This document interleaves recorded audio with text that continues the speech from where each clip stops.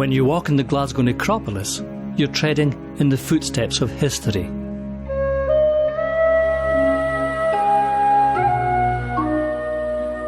This hill and the religious settlement on the opposite bank of the river that ran in the gorge at its base are where this modern city began almost 2,000 years ago.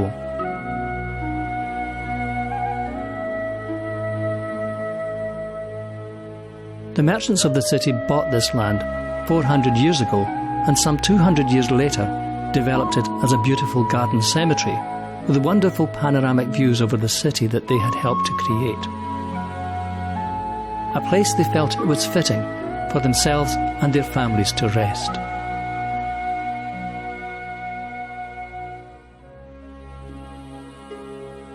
To know something of the history of these families is to know how our city developed into the vibrant, diverse and powerful place it is today.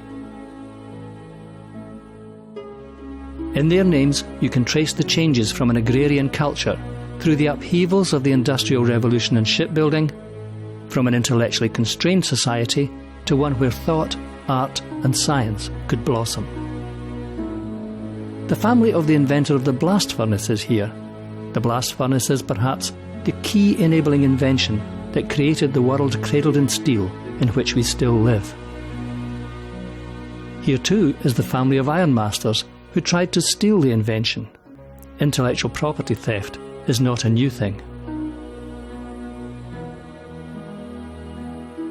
The people who built the fastest and biggest ships lie here, as do the families who operated them and opened the world to travel, migration and global trade.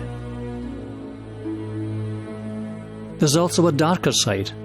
At least a portion of the wealth that built this place derives from slavery. In the necropolis, you can witness the tensions that existed in families.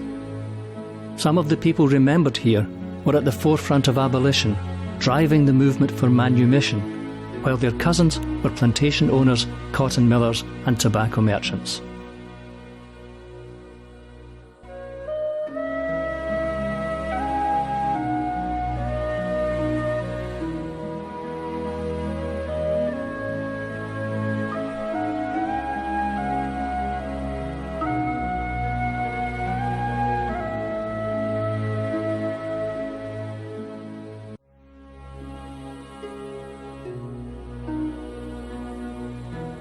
The Friends of Glasgow Necropolis is a volunteer organisation which researches this deep well and tells these stories. Perhaps our biggest contribution is to the physical restoration of the necropolis from the dereliction it had begun to suffer.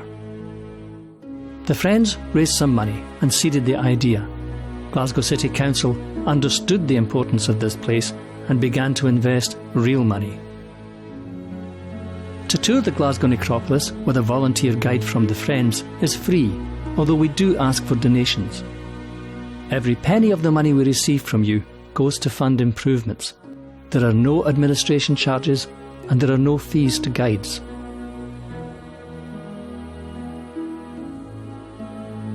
The focus of our current effort is to fund the restoration of the Monteith Mausoleum, that iconic part of Glasgow's skyline, which perches on a promontory on the west of the hill.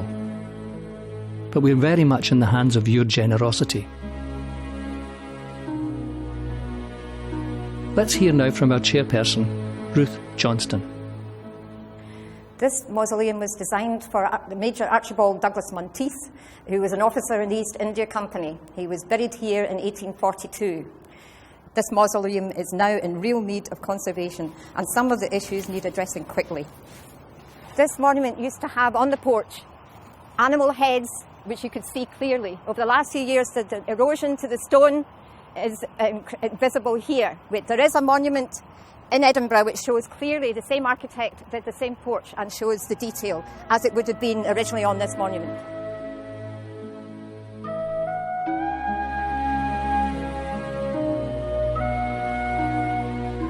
Visit our website for much more information and insight, to book your place on a guided tour, or simply to donate to our work.